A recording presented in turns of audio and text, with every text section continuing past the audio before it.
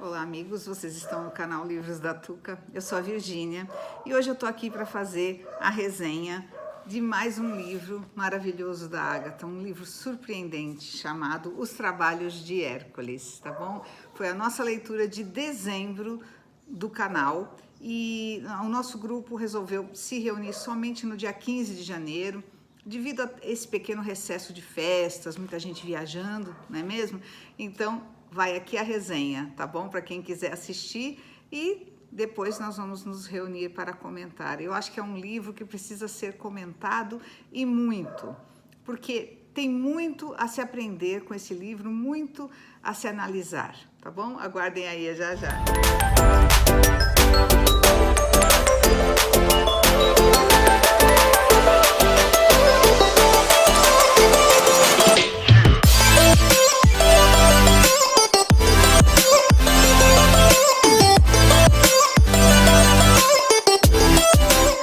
Pessoal, eu queria conversar com vocês sobre o que foram os 12 trabalhos de Hércules.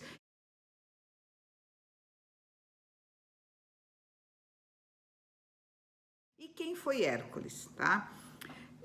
Na mitologia grega, existe esse personagem Hércules, que teria sido filho de Zeus, que é o chefe, né, dos deuses, com uma mortal, tá? Então ele era um mestiço. E devido a ele ter esse filho, digamos assim, né?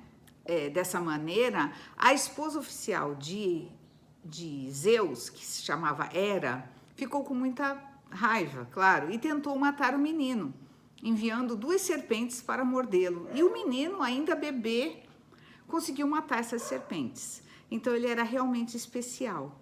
Bom, esse menino cresceu e Hera continuou odiando. E aí o que fez? Quando ele já adulto, ela lançou uma espécie de feitiço para que ele enlouquecesse. Ele enlouqueceu e matou a própria esposa e os filhos. E para que ele se redimisse disso, naquela época, né, dos deuses e tal, ele precisou ir conversar com o oráculo de Delfos, que na verdade era uma espécie de um panteão onde eles se dirigiam para que fossem orientados sobre o que fazer de acordo com determinados problemas, digamos assim. E o oráculo fez com que Hércules assumisse que teria que complementar 12 trabalhos que precisaria de muita força, muita coragem para que fossem feitos, a fim de que ele se redimisse e pudesse ter o seu local garantido no reino dos deuses, digamos assim, tá? É mais ou menos isso, eu fiz um resumo aqui da história do Hércules. E assim foi, e começaram os trabalhos dele. Agora, na nossa história aqui, do nosso querido Hercule Poirot, esse livro, na verdade, gente, são 12 contos, tem uma introdução, onde a gente vê que Poirot já está querendo se aposentar, já está naquela de jardinagem, de plantar, e aí alguém fala para ele que ele precisava de algo para se animar. E ele, como o nome dele era Hercule, né, que seria Hércules, ele deveria procurar se interessar por esse assunto. E ele vai a uma biblioteca e fica interessadíssimo nos 12 trabalhos de Hércules. Então, só que ele falou assim, eu vou esperar que eles apareçam para mim. E aí começam os contos, propriamente ditos. Começam com o Leão de Nemeia, que foi o primeiro trabalho de Hércules.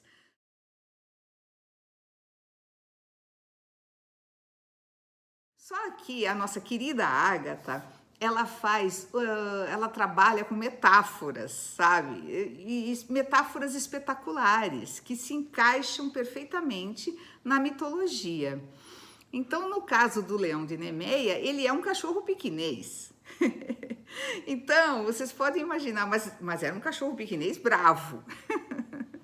Eu amei, nossa, gostei muito das alusões dela em todos os contos. Eu anotei aqui até para falar para vocês sobre as cavalariças de Álgias. Gente, esse conto eu achei ele tão atual.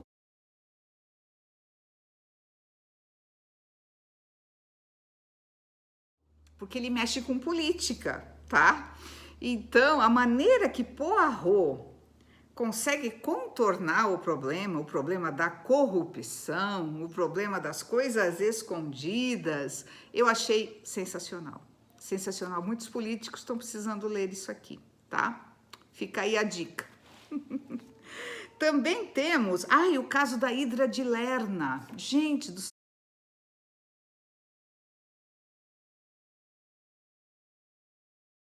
o que era a Hidra de Lerna? Era uma cobra gigantesca de 9 cabeças e que ninguém conseguia matá-la, porque quando você cortava uma das cabeças, outra nascia imediatamente.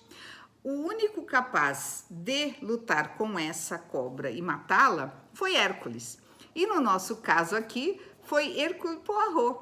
Por quê? Porque a Hidra de Lerna, nesse caso, a nossa querida Agatha, ela faz uma comparação, uma metáfora com nada mais, nada menos do que a fofoca. A fofoca não é algo que vai crescendo, crescendo, e se você cortar uma cabeça, cresce mais ainda? Eu achei que ficou perfeito, perfeito. Então, por aí vai. O último conto é o Guardião de Hades. Hades é o deus da escuridão, tá? Então, Hades, na mitologia, ele tinha um cão chamado Cérbero, de 3 cabeças. E ninguém podia com esse cão, somente Hércules. E aqui, nesse caso, nosso querido Poirot, né, é uma trama completamente diferente, naturalmente, uma trama mais moderna, né? Mas ele descobre que Cérbero é que guardava, digamos assim, o segredo procurado, tá? Então, gente, eu recomendo muitíssimo esse livro. Eu havia lido há muitos anos, naquela minha coleçãozinha antiga do Círculo do Livro.